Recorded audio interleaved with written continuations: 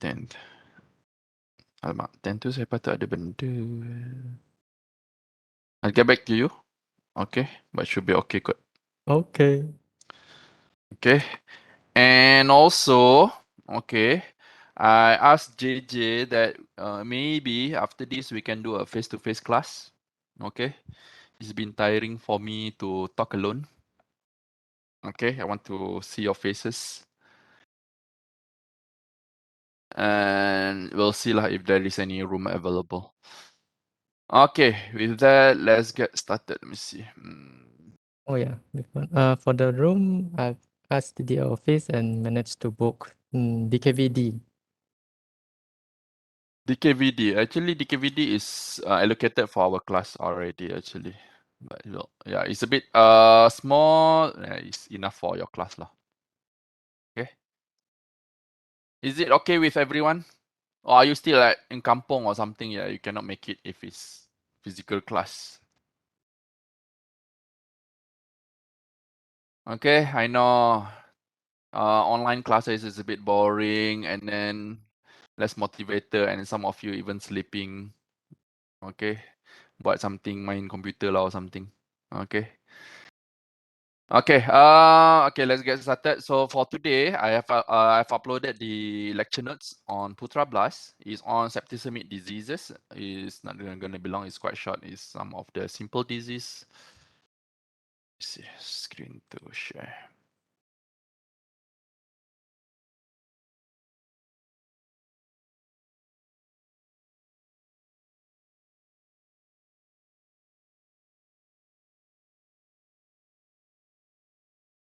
Okay, septicemic diseases. So we have some diseases that are well known to be septicemic. There's a lot of bacteria diseases can be septicemic, but this is some of the common ones that you should know.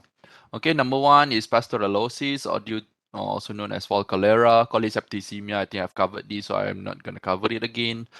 Staphylococcus and streptococcus infection is quite common. And last but not least is the erysipelas. Okay, number one is fall cholera. It's one of the it's one of the common disease that I've seen quite a lot in Malaysia, especially, and in backyard farmers. You may not see much in broilers because fall cholera usually affecting much older birds, even though it can affect like all ages, but the much older birds are usually showing the clinical signs. Okay, all species of fall can be affected. They have two forms, the acute one and the chronic infection. Okay, you may see both, and then most of the time is the chronic one. In acute form, you will see high mortality. It is almost similar like Newcastle disease. Okay, like everybody like dying. Young adults and mature birds are usually affected, like I said just now. They're more likely to occur in birds that are stressed. Okay, when I go to the farm, okay, like especially the backyard farms, I have seen fall cholera usually occur during rainy season. Okay, because they are more stressed, it's wet, everywhere is wet, and then they cannot walk around, they just stuck together, clumping, okay, because they are cold and whatnot. So I usually see fall cholera during rainy season. Okay, it's also known as avian cholera, avian pasteurellosis, or avian hemorrhagic anemia. The causative agent is Pasteurella maltosida.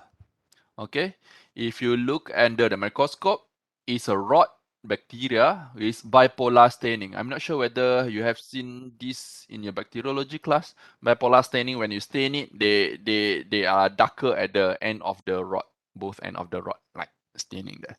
Okay, although it's a gram-negative bacteria, it does not grow on blood agar. It does not grow on McConkey agar. I'm sorry.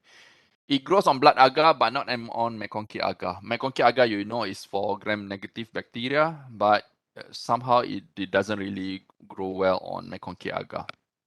Okay, it's very important in turkeys and waterfowl. Okay, because if it's affecting the turkeys and waterfowl, especially the waterfowl, the mortality is much higher, and you will see high chances of the acute form, not the chronic form.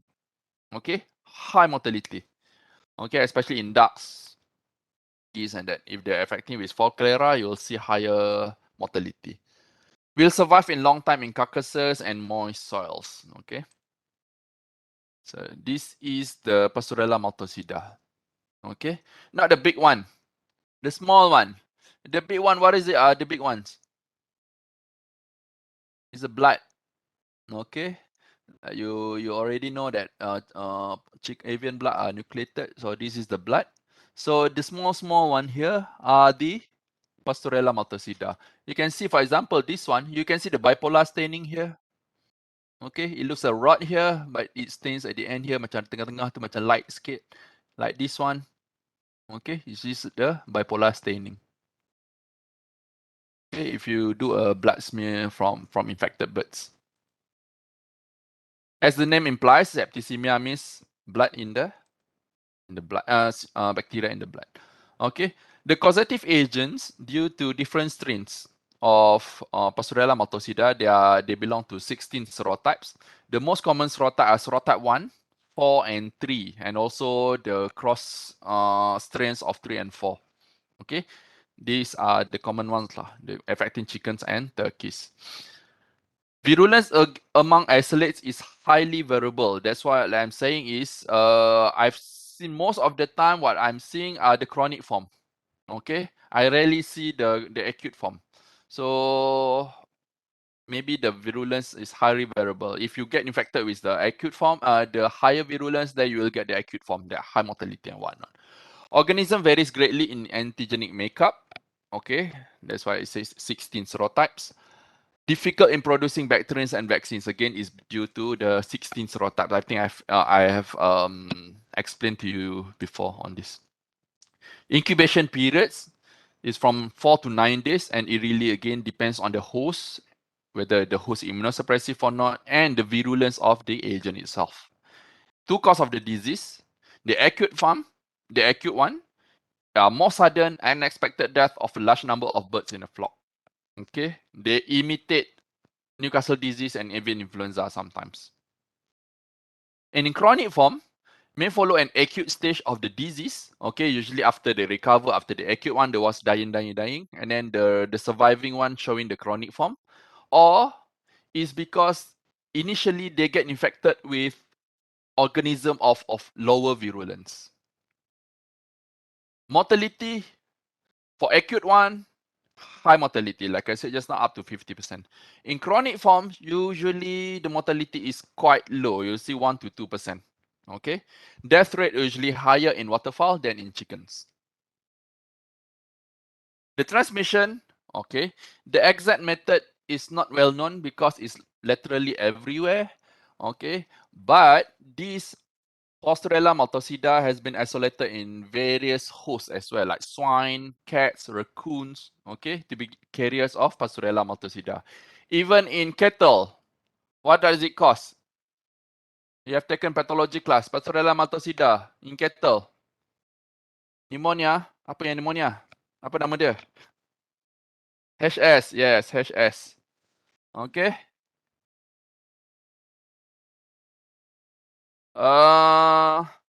Okay. Men and service vehicles can also carry this one. Okay. Once established in flocks, it spreads by respiratory route. And one of the most common common transmission is the cannibalism of the sick and dead birds. Those dying, lepas tu kawan dia tolong patuk, and then they got infected as well. So these are the things. So that's why when it comes to farms that have like various animals, sometimes I go to the farm, ada ayam, ada itik, ada kucing, ada anjing. Okay, and the biosecurity is so bad, then you would expect Pastorella maltosida is of higher chance. That's why in backyard farms, I will see this much a lot, because backyard farms, they do a small range, ada 1,000, 2,000 je, or something like that. And then in the farm, they have cats, they have turkeys, they have like literally every, like old McDonald kind of farm, every animal is there. Okay, so Pastorella maltosida is quite common in that places. Clinical signs, okay, in per acute form, okay, may be found with no symptoms. This one is like cepat punya lah, okay. Mati je, ramai-ramai mati. And then you'll see cyanosis of the comb and wattles or the whole head. Like, okay. Yang ni yang cakap tadi, it's quite similar with avian influenza or Newcastle disease. Cyanosis of the comb. Kadang boleh tengok tu, uish, macam AI apa ni. Okay. So this is per acute form. In acute form, okay, you will see depression and anorexia, catarrhal nasal discharge and respiratory rills, greenish or yellow diarrhea, cyanosis, and death, high mortality. And in the chronic form, okay, in chronic form, what you see is localized infection. Dia tak mati selalunya. Dia selalunya macam mata bengkak je. In the eye, swollen. And then in the joint, they are swollen. Or in any part of the body, it can be localized in any part of the body. Okay. And then you'll see if in the preorbital sinus, sometimes it happens in the preorbital sinus. It shows tracheal rails and dyspnea. Okay. Edematous wattles, dekat wattle tu bengkak, comb and wattles. Okay, water bawah ni dia jadi bengkak macam tu. Kalau potong tu keluar nanah macam tu. Swollen joints, swelling of infraorbital sinuses, and torticollis if it localized in the inner ear. Okay, if you open up a chickens, okay, due to acute form, small hemorrhages of the heart muscles, gizzard, and abdominal fats, severe congestion everywhere, not just duodenal mucosa. Okay, severe congestion. Egg yolk peritonitis is quite common. Egg yolk peritonitis is like in older bird, they start producing eggs already. And then the egg yolk yang dalam kan ovary tu kan buat egg yolk kan. Oh, dia pecah. Okay. And then it spreads into the peritoneal cavity and it can cause peritonitis. The liver, congested brown or yellow, brown with or without pinpoint necrotic areas. Tenacious mucus in mouth and nasal passages, especially in turkeys. After 2 or 3 days, consolidation of the lung in turkeys. Dia macam mengeras dia punya lung tu. Okay. And in chronic form, you'll see cases exudate in swollen wattles, cases exudate in anywhere, okay, in any parts of the organs where it develops in localized. Suppurative exudate in swollen joints or tendon sheath, egg yolk peritonitis, or localized cases exudates anywhere in the body. Okay, this is for cholera in ducks. Okay, lalunya dia look depressed and like that. Okay, congestion and hemorrhages everywhere, swollen face, okay, edematous. And then if you open up, you'll see like the chickens are hemorrhagic everywhere, okay, due to septicemia, even the spleen, the liver, okay, and then you see gaseous material inside here. Okay, this is the lung. You can see the lung is getting darkened already. Okay. And then if you open up the liver, this is one of the common findings. Okay, pinpoint necrotic area yang putih-putih tu. Okay, or hemorrhages. Okay, you can see here. And then in the lung also, kenapa benda ni tak hilang naik atas? Okay, in the lung also, okay, you'll see fibrinous the lung and is hemorrhagic and congested. Yang ni pun is quite localized on the up here. Lung, I'm not sure whether you have seen a normal lung. Normal lung should be like pinkish in color. Okay, it's like pinkish in color. Dia macam color kat ni, ujung ni je. Ini color ni, this color. Okay, but this one is like severely hemorrhagic and you'll see like caseous material. Okay, again, the same picture. The liver, hepatitis, pinpoint necrotic areas. Okay, if you open the joint, there's some arthritis. You see some caseous material in the joint. This is one of the farm that I've been to. Swollen face. Okay, you see swollen face, mata pun tak boleh buka.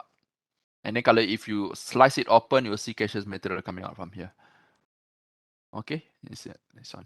Okay, kalau buka ni, caseous material. You can take it out. The whole like caseous material in the preorbital sinuses.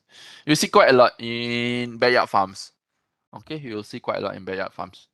Some of them even develop torticollis sebab dia affecting the inner ear, sebab dia punya besar sangat tu, the inner ear. Okay, so for that, the diagnosis is quite straightforward. You will see this kind of thing, especially the chronic form.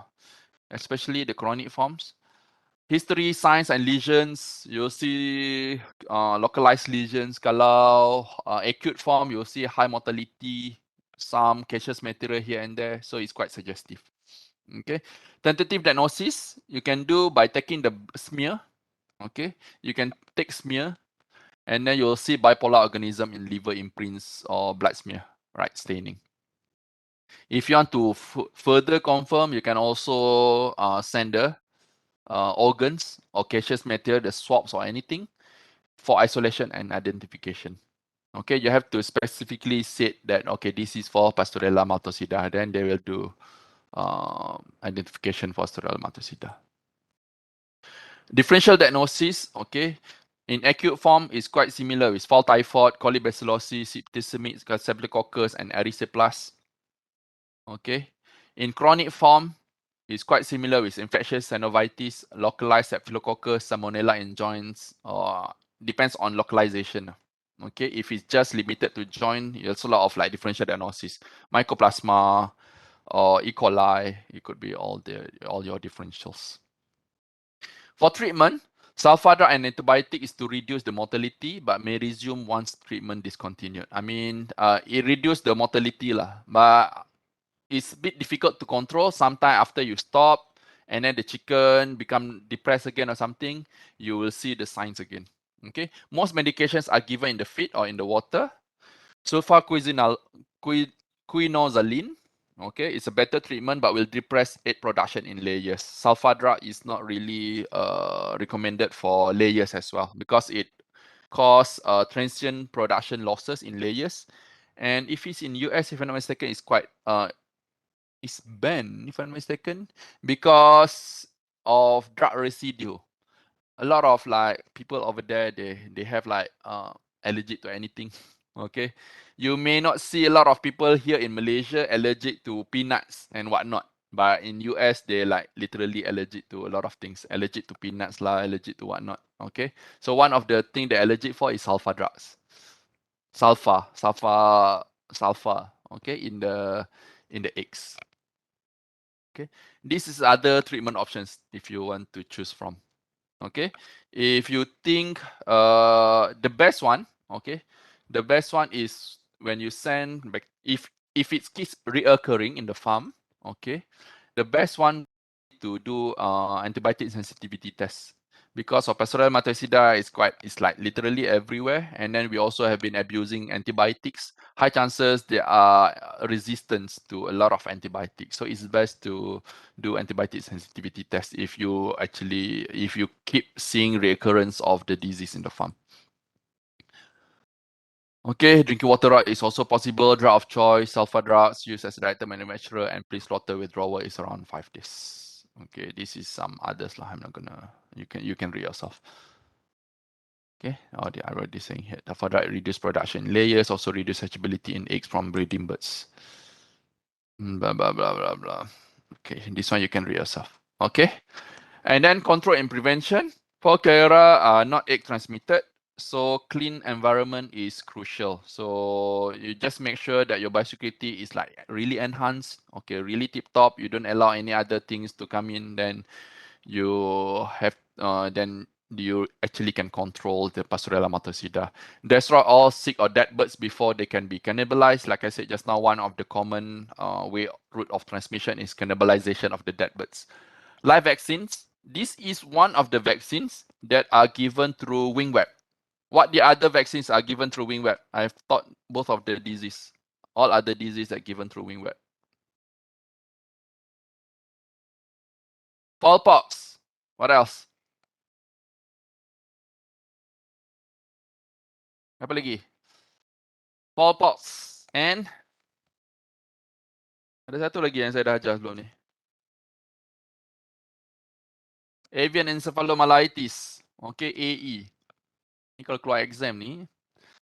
These 3 diseases are given through wing web. Okay, layers and breeders are inoculated at 10 to 11 weeks of age, and you can revaccinate them after 6 to 8 weeks.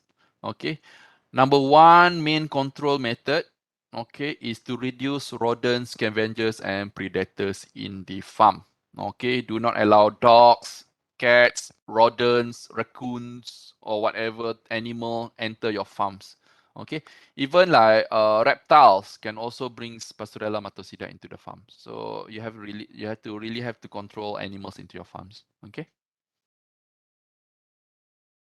Number 2, okay, the second disease I'm gonna go through is Staphylococcus infection. It's due to Staph aureus, which is a coagulase positive bacteria. It's highly ubiquitous. Actually, human can also get infected with Staphylococcus. It's quite common for you also. Predisposing factors are injury or debility. Kalau korang tu kaki bernanah lah apa semua, actually jerawat pun actually one of the common bacteria to be isolated is Staph and Strep. Okay. So the disease can be caused by Staphylococcus infection, yolk sac infection, arthritis, synovitis, spondylitis. Spondylitis is infection of the spine. Okay, abscess in the body of the thoracic vertebra, 5th to 7th thoracic vertebra. Pressure on the spinal cord will lead to paralysis and paralysis. Okay, subdermal Staphylococcus abscesses, bumblefoot and sternal bursitis. Okay, di kalau lantai yang kotor, they always and then your flooring is really bad. I've seen this a lot in pet birds also. If they don't manage the cage well, the aviary well, the foot pad, okay, get erosions, and then Staphylococcus get infect the area of erosions and cause ELISA at that area. ELISA pula dah. Ulceration at the area. Okay, sternal bursitis dekat punya sternus sternum ni kalau bila dia orang paralyzed or anything, birds kan dia selalu heret dada dia. Okay, you'll see, so dia orang akan luka kat bawah ni, laceration on the sternum and can cause sternal bursitis. Dermatitis, okay. Dermatitis is infections of the skin underneath the skin. Okay, usually like wingtips, dorsal pelvic regions, you'll have dark, moist, gangrenous area. If it's in US, okay, dermatitis or cellulitis, okay, this is one of the common condemnation criteria, okay, because one of the common condemnation criteria in the processing plants. Kalau korang pernah pergi tak processing plants? Tempat orang sembelih ayam banyak-banyak, apa semua kan dia sangkut tu. Okay, lepas tu sembelih, seorang je sembelih semua tu. Okay, one of the common condemnation is septicemia. Any sign of septicemia, the whole carcass has to be condemned. Buang je terus. Okay, dia tak ada. Dia certain criteria macam bruises apa semua tu, dia boleh potong lagi. Kalau macam orang jual kat kedai tu, sekarang ni tengah tak cukup ayam kan. Saya pergi semalam pun, dia kata dah tak jual ayam. Okay, saya pergi Gajaya Grocer. Dia tak jual ayam seko. Okay, tapi dia jual ayam parts. Okay, kenapa seko parts ada, yang seko tak ada? Okay, because in parts usually kalau ayam tu ada this partial condemnation, macam tangan dia patah, bruises kat sini ataupun ada something tu, dia orang potonglah ayam tu. Dia orang potong tu, yang part yang ada affected tu dia buang. So yang tinggal yang tak affected je lah. Okay, so dia potong dada ke, dia potong kaki ke yang rosak tu, ada parts tu still boleh jual. So, tapi kalau nak jual yang seekor tu, dia kena full body tu cantik. Okay, so in case of septicemia, you nampak any sign of septicemia, macam tu lah, encephalitis, peritonitis, all those things, and then dia kena buang terus seekor. Okay, dia tak ada simpan-simpan dah. Okay, kalau yang sikit-sikit tu dia boleh simpan lagi. Okay, number 6 is septicemia lah, because it's under the topic. It's causing sudden death, marked congestion of carcasses, necrotic foci and the liver and the lungs. Okay, this is abscess in foot pad, bumblefoots. Okay, ni bumblefoot is quite common. Previously, if you go to, there's one duck farm in Paya Jaras, belongs to DVS. Okay, I'm not sure. The management is not really good over there, maybe, or the flooring is not very good. Almost all of the ducks there have bumblefoots. Okay, dia punya bumblefoot tu bukan kecil-kecil, sebesar-besar alam. Okay, it's like they walk on the balls. Okay, if you go to Pajal, but I don't think they're accepting students anymore. I also told TDA to ban that place also lah, because the student not really learning anything over there. Okay, and then purulent osteomyelitis or arthritis. Okay, you see swollen of the joints, and then this one is osteomyelitis, infection in the bones. Okay, necrotic lesions in leg joints. Okay, ni dia punya peha ni, if you ni gambar tak apa cantik ni, gambar lama. Okay, nampak tak? Nak ada nanah dalam dia punya femoral head, dekat femoral head ni. Okay, dermatitis in wings. Okay, underneath the wing you'll see dermatitis, gangrenous area under the wing. Okay, this usually occur kalau ayam tu dia ada splay leg or anything. If the chicken have splay leg, for example, when they are born, dia cacat, kaki dia cacat. So when they want to move, usually they use their wing, okay, to move forward, okay, and then it cause erosion and laceration on the wing, and then infected by staphylococcus. So that's why they become gangrenous like this, dermatitis. And one of the common findings for septicemia also is the hepatitis. You'll see all this dot dot dot dot. Ni kalau korang pergi pasar apa semua, kalau nak beli suka makan liver tu, make sure you tengok benda-benda ni lah. Kalau ada bintik-bintik macam ni tak payah makan lah. Okay. And then you may want to go to supermarket. You want to look for the big liver. Okay, big liver, sedap sikit makan or something. I would go for the small liver. Okay, big liver usually I'm infected liver. They cause hepatomegaly. A lot of infection cause hepatomegaly. So usually I go for the small liver if you really want to eat liver lah. But it's not recommended to eat liver anyway. Okay, for diagnosis, isolation and identification. Senang je. It is one of the common bacteria. So you hantar je, dia boleh esok dapat dah. Dia tahu dah.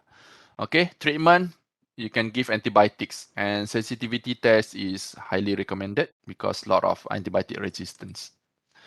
Next one is Streptococcus infection. The etiology is Streptococcus zooepidemicus or Streptococcus faecalis. The mature chickens are usually the carrier for this Streptococcus zooepidemicus, and it can cause acute mortality, acute form. Okay, in acute form, the mortality can go as high as 50%. It's like quite similar with fall cholera. The clinical sign is cyanosis of the face, comb, yellow droppings, and marked depressions. In chronic form, lassitude, anorexia, and progressive emaciation. So typical signs of septicemia. Postmortem lesions in acute form is congestion of the carcass, enlarged liver, spleen, sanguineous fluid in the body cavity. In chronic forms, dehydrations, emaciation, salpingitis, okay, infection of the oviduct, misshapen ova, endocarditis, and prehepatitis. Ni pun gambar lama lah. Okay. So if you want to see the proper picture, it's quite similar with colibacillosis. Okay, prehepatitis and peritonitis, the findings is very similar. Kalau korang tengok yang gambar colibacillosis kan yang ada nanah. Actually, if it's even in your test the other day, one of the picture. Okay, prehepatitis, and where I asked you to do to describe the morphological diagnosis. So, vegetation of mitral valve. If you open the heart ni sebenarnya tu. Okay, if you open the heart, cut the heart, so you can see the valve here, the apa tu? Endocarditis. Okay, inflammation of the and the valve. Okay, and then also infarction of the liver and myocardium. So this one black and white color, tapi kalau color dia sebenar dia macam putih. This is supposed to be whitish in color. Okay. Streptococcus faecalis, the common inhabitants of the intestine. All age groups can be affected, as young chicks and adults. The diagnosis, again, is Streptococcus is quite a common bacteria. Okay, so you just send to bacteria, they can do isolation. You can send blood, liver, or the spleen. Okay, and they'll do identifications. For treatments, is like Staphylococcus just now, it's best for you to do antibiotic sensitivity test and choose the treatments. However, this is some of the common treatments being used: penicillin, erythromycin, and tetracyclines. Kalau dekat luar sana, dia ada guna tylosin, enrofloxacin. Okay, there's a lot of antibiotics out there lah. Depends on what is available for you to choose from. Okay, the last one for today is erysipelas infection. Okay, this is mainly disease of turkey. However, it can also affect chickens juga sebenarnya. Okay, it's important disease in Turkey. You haven't take swine diseases yet, but you will also learn this in swine medicine. Okay, it's the same organism as in swine. I think you have covered this in your pathology class as well. Have you heard of this erysipelas infection in your pathology class? It's quite common. Okay, it's one of the septicemic disease usually seen in young adult storm turkeys in wet weather. Ni kalau this students sedang hafal sebab dia benda macam ni bila cakap erysipelas kalau babi the diamond shape skin. Okay, diamond shape skin and then semua ingat. Okay, so it can also affect turkeys and poultry. It's a zoonotic disease. Okay, can cause erysipeloid in humans. So that's why if it's in US, okay, it's well-known rule if you want to do postmortem in Turkey, you must wear glove. Okay, you must wear glove when you do postmortem in Turkey to prevent you getting infected with erysipeloid. The causative agent is the bacterium Erysipelotheria erosiopathiae, formerly known as Erysipeloid insidiosa. Okay, make sure you tahu cara nak eja. Hari tu pun, exam hari tu pun, synovial tu pelbagai cara ejaan saya jumpa. Synovius, apa benda segala jenis ejaan ada. Okay, it's very important when it comes to etiology agent. You have to know how to spell it correctly. Gram-positive rods that grows in pinpoint colonies is alpha hemolytics after 2 to 3 days. Are you familiar with alpha and beta hemolysis? You have taken bacteriology, right? Pernah dengar kan? Ke nak saya tanya bacteriologist? Okay, hopefully you know lah. And then can be stained in blood smears of infected birds. Okay, you can take blood smear and then you stain it and you will see the bacterial. The incubation period is around 2 to 5 days. The cause of the disease is around 2 to 3 weeks, and mortality ranges from 2 to 25%. Method of spread for erysipelas is contaminated soil, primarily the primary source where they get it. And then after one person get from the contaminated soils and they infect each other, usually fighting among males is the principal means of spread in flocks. Orang jantan-jantan tu dia bergaduh. Bila dia bergaduh tu, one of the place when they pack, kau tahu tak? Kau tahu kan turkey dia ada snoot yang sinonet tu yang macam apa tu?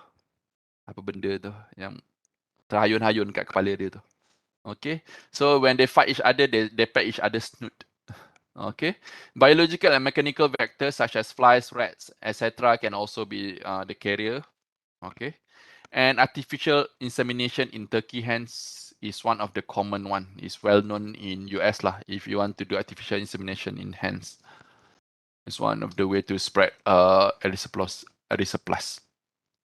Clinical signs, the sudden onset with depression and mortality, usually turkeys from 4 to 7 months old, usually in males are more common. You will see yellow or greenish diarrhea and cyanosis of the head. Clinical signs, swollen reddish snoot is quite characteristic. Snoot itu betul lah yang cenonet tu. Okay, swollen hot joints occasionally, thick nasal exudates, and brush mark hemorrhages on the head and face. Brush mark hemorrhages ni macam muka lebam, macam kena tumbuk. Okay, diorang macam baru boxing.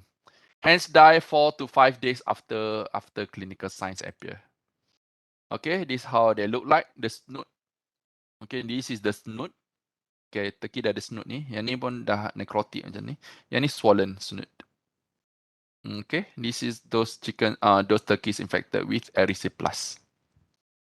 Erysipelas is primarily a wound infection that becomes septicemic, probably spread through the digestive tract in turkey hens as well. Erysipelas will infect humans and cause an erysipeloid. Kalau korang kena patuk dengan turkey ke, korang terluka waktu buat postmortem ke apa tu, your hand, you can get infected with erysipelas.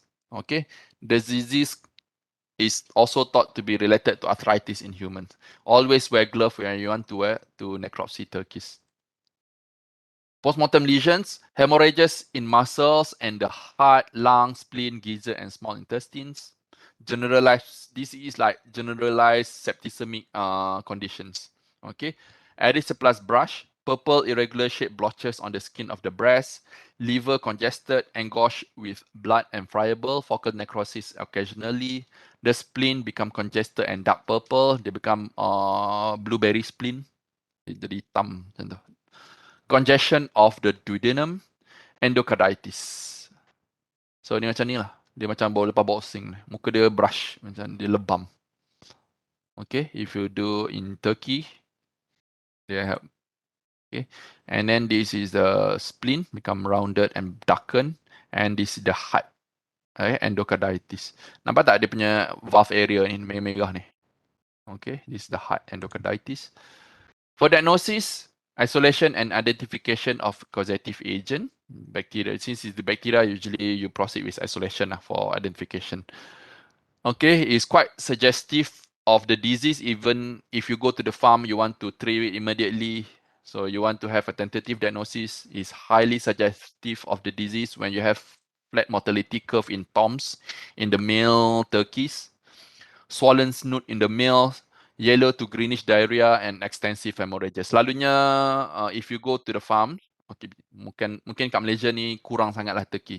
Okay, in US if you go to the farm, but you see banyak ayam turkey jantan, okay, all the males one, the affected one, green diarrhea, swollen snoot, okay, you know already this is erysipelas. You can just start with treatment right away. Okay, presumptive diagnosis, gram-positive pleomorphic rods in stain smear of the liver, spleen, heart, blood or bone marrow. Major differential diagnosis, like any other septicemic disease, fall cholera, cholesepticemia, salmonellosis, streptococcosis, or chlamydiosis. You can also suspect villogenic Newcastle disease and HPAI due to the high mortality and generalized hemorrhages. Okay, yang ni more on bacti lah. Yang nak baca boleh, tak nak baca boleh. Okay, this bacti. Alpha hemolytic. H2S production along the line of step. Okay, ni isolation part lah. Okay, and treatment, you can give penicillin and tetracycline or gallimycin. Okay, these are some of the common treatments to treat erysipelas infection. Okay, this again some of this. I know you may forget these diseases because we don't have a lot of turkeys in Malaysia, but does not mean we do not have it. Okay, we still have turkeys. We have seen a lot of turkeys, some turkey diseases yang infected with all these kind of things also. Okay, walaupun kadang-kadang backyard farmer tu suka bela turkey 2-3 ekor tu, yang dia 3 ekor tu yang kena tu, saya nampak ada hemorrhagic apa tu panggil, some diseases that only affecting turkeys, affecting the turkeys in Malaysia also. Okay. So prevention, avoid the carriers, the older turkeys, swine and sheep. Okay, they are basically the same bacteria. Okay, the same bacteria, if you put the turkey and the swine next to each other and the sheep, okay, tiga-tiga pun boleh kena infected because it's the same bacteria that infect each other. Okay, kalau you nampak swine yang ada diamond shape tu, you letak sebelah turkey and then the gigit pergi turkey tu or something, and then the turkey also can get infected. Vaccination in endemic areas, not in Malaysia. We do not have it in Malaysia. It's not even registered in Malaysia. Okay, but in US it's quite common. Okay, use only semen from negative flocks for artificial insemination. Ni US punya ni lah. Kalau kat US it's quite common to do AI in hens, in turkeys. Desnuding. Desnuding tu maksudnya dia potong dia punya apa tu? Yang snoot tu. Waktu dia kecil lah potong benda tu. Dia macam debaking kan, dia potong benda tu. Okay, tapi sekarang pun tak buat. And then more advanced lah. Yang ni genetic resistance selection. We don't ni kalau dekat US punya situation, Western countries punya situation. Okay. Vaccines is available for use in high risk area. Vaccinate market toms 1 times at 2 to 6 weeks in breeder hens and toms twice. First dose around 16 to 20 weeks and the second dose 4 weeks later. Ni before dorang egg production. Okay, any question on today's lecture? Habis awal sikit hari ni. Okay, anything? you have class today or exam today? If there is none, okay, I think that's all for today. Thank you for listening. Okay, hope you have a good week. If you have any question related to anything at all, please come and see me. Okay, thank you very much. Have a good week, guys. See you on Friday if we are going to do physical class. Okay, see you guys. Bye bye.